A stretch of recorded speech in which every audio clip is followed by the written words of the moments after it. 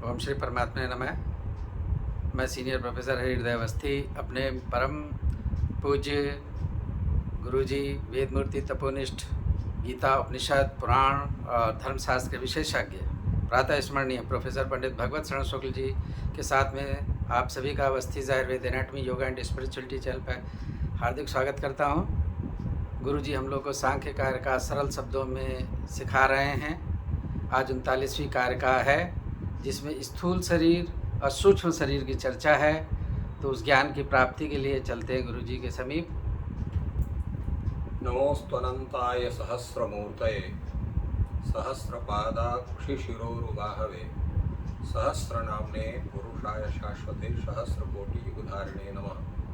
कृष्णाय वासुदेवाय हरे परमात्मने प्रणतक्लेशनाशाय गोविंदाय नमो नमः। इस चैनल से संबद्ध सभी विद्वद्गण, सभी जिज्ञासु छात्रवृंद, सहृदय सज्जन वृंद एवं इस चैनल के संस्थापक तथा प्रबंधक आचार्य हरिहृदय अवस्थी जी, आप सभी का सांख्य शास्त्र के इस विचार परंपरा में स्वागत है। आज हम लोग 39वां कारिका पर विचार करेंगे जिसमें सूक्ष्म शरीर और स्थूल शरीर के विषय में पूर्ण चर्चा हुई है, जिसमें आचार्य जो ईश्वर कृष्ण है और उनके व्याख्याकार आचार्य वाचस्पति मिश्र हैं, ये सूक्ष्म शरीर को नित्य मानते हैं और स्थूल शरीर को अनित्य मानते हैं। कारिका का स्वरूप है कि सूक्ष्मा माता पितृजा सप्रभूतैस्त्रिधा विशेषा स्युः सूक्ष्मास्तेषां नियताः माता पितृजा निवर्तन्ते। सूक्ष्म शरीर कौन है और स्थूल शरीर कौन है, इसके विषय में सूक्ष्म शरीर का तात्पर्य है कि बुद्धि, अहंकार, मन और 5 कर्मेंद्रिय, 5 ज्ञानेंद्रिय, इनके जो सूक्ष्म स्वरूप है, और 5 तन्मात्राएं, ये इतना जो स्वरूप है ये सूक्ष्म शरीर का स्वरूप है। और इन्हीं से युक्त जो माता पिता के संसर्ग से जो उत्पन्न शरीर है वो स्थूल शरीर है। क्यों स्थूल शरीर है? क्योंकि इसमें 5 महाभूतों की भी संलग्नता हो जाती है, साथ साथ में उस पुरुष अर्थात जीव की भी संलग्नता हो जाती है। तो ये जो संपूर्ण शरीर है ये 25 तत्वों से युक्त होता है। इसलिए यहाँ पर इन्होंने कहा कि सूक्ष्म शरीर जो है वो जिसके, जैसे पहले हमने कहा कि एकादश इंद्रिय के जो सूक्ष्म विषय हैं, 5 तन्मात्राएं और बुद्धि, अहंकार और मन, यह जो आपके तत्व हैं, मन बुद्धि अहंकार 3 तत्व, 10 इंद्रिय 13 और 5 18, अष्टादश तत्व से युक्त जो स्वरूप होता है, जो शरीर होता है, उसको सूक्ष्म शरीर कहते हैं। और बल्कि प्रकृति और जो है पुरुष से युक्त भी अगर उसको मान लिया जाए तो इस तरह से वो 20 तत्व युक्त जो स्वरूप है वो सूक्ष्म शरीर का तत्व है। और 5 महाभूतों के मिल जाने से जो स्वरूप बनता है वो 25 तत्वात्मक वह स्थूल शरीर होता है, क्योंकि 5 महाभूत उसमें विशेष रूप से रहते हैं। ये है, इसके विषय में और भी आगे चर्चा होगी,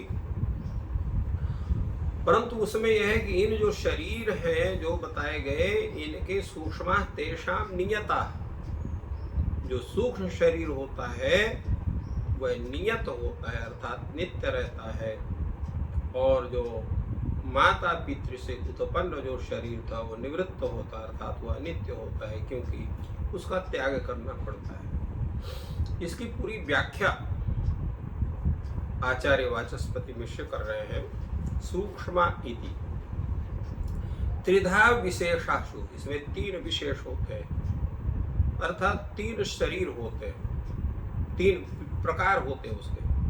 वो कौन है? सूक्ष्मः, सूक्ष्मदेहाः, परिकल्पिताः। तो सूक्ष्मः, सूक्ष्मदेहाः, परिकल्पिताः। सूक्ष्म माने सूक्ष्म देह से युक्त होना, जिसको हम लोग कारण शरीर भी कहते हैं या भोग शरीर भी कहते हैं। दूसरा जो अदृश्य है, अर्थात वो उसका कहीं भी हम उसको देख नहीं सकते हैं, क्योंकि वो किसी के आँख का मतलब जो है वो अनुभव का, केवल शास्त्रानुभव का विषय होता है, इंद्रिय अनुभव का विषय वो सूक्ष्म शरीर नहीं होता है, कोई उसका साक्षात्कार नहीं कर सकता, इसलिए वो अनुमेय होता है।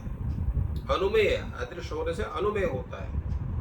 और दूसरा शरीर है माता पिता से उत्पन्न शरीर, जो 6 कोश बताया गया, 60 कौशिका हम लोग कहते हैं, सब 6 कोश से युक्त वह माता पितृजन्य जो शरीर है, जो स्थूल शरीर जो होता है, तत्र उसमें पिता का क्या योगदान होता है और माता क्या योगदान होता है उस शरीर में।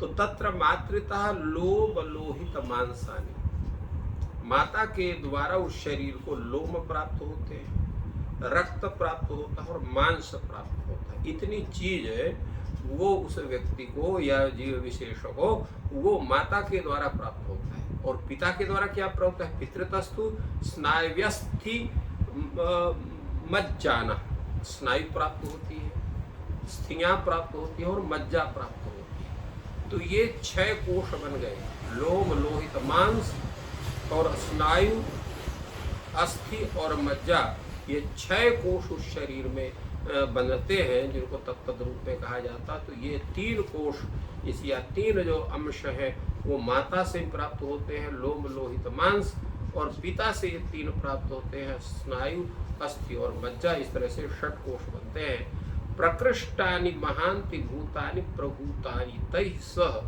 सूक्ष्म शरीरम एकः विशेषः। प्रकृष्ट जो महाभूत है, प्रकृष्टानि महांति भूतानि, अर्थात स्थूल जो स्थूल पृथ्वी तत्व हो गया, स्थूल जल तत्व हो गया, स्थूल तेज तत्व होगा, स्थूल आकाश तत्व होगा, वायु तत्व हो गया।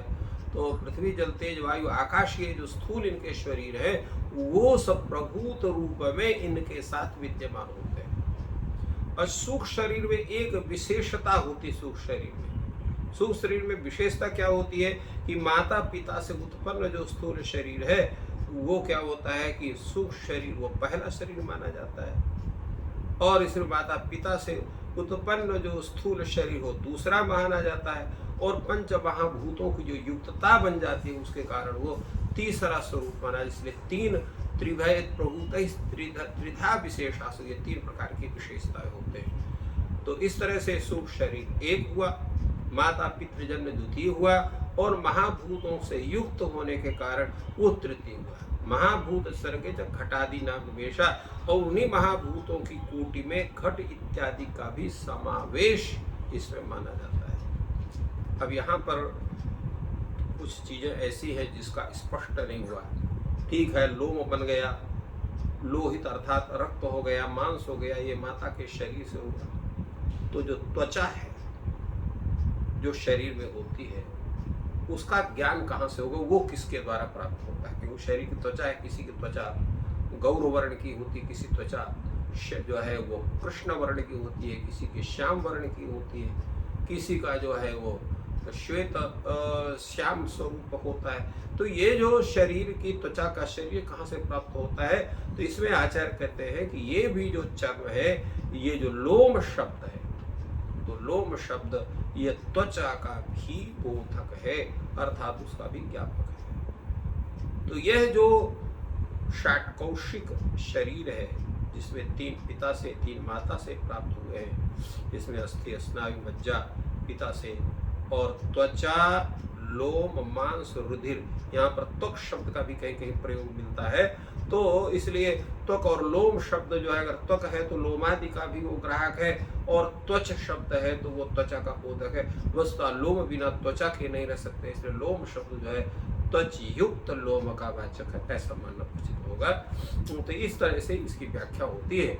और इसमें स्थूल शरीर का, सूक्ष्म शरीर का और दोनों के स्वरूपों में जो तीन अवस्थाएं होती हैं, सूक्ष्म अवस्था, स्थूलावस्था और जो है और परम स्थूलावस्था, इन तीनों का विचार इस कारिका में आचार्य जो है कारिकाकार अर्थात ईश्वर कृष्ण ने और उसके व्याख्याकार आचार्य वाचस्पति मिश्र ने किया है। तो इस प्रकार बहुत ही सरल शब्दों में गुरुजी ने स्थूल शरीर और सूक्ष्म शरीर और महाभूत से प्रभूत शरीर का वर्णन किया।